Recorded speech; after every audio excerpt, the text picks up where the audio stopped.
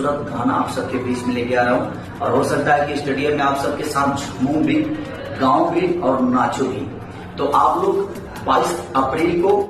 Hello दोस्तों कैसा लगा तो आपने अपने सभी फ्रेंड्स से हाथ जोड़कर बहुत ही बड़ी मदद मांगी है दोस्तों। उस मदद को पूरी सुनेंगे। उससे पहले अगर वीडियो पर नए हैं तो वीडियो को लाइक कर दीजिए, चैनल को सब्सक्राइब कर लीजिए। दोस्तों अगर पवन कुमार के सच्चे फैन है तो वीडियो को लाइक कर दीजिए।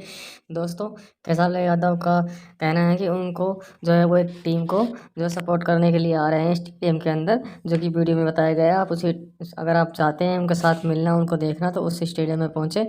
लेकिन दोस्तों अगर आप लोग खेसारी यादव के बारे में पूरी सच्चाई जानना चाहते हैं तो उस दिन खेसारी लाल का एक नया सॉन्ग जो है रिलीज हो रहा है, बहुत ही अच्छा सॉन्ग है। और दोस्तों उस सॉन्ग के ऊपर जो है खेसारी लाल परफॉर्मेंस करने वाले हैं उसी स्टेडियम के अंदर।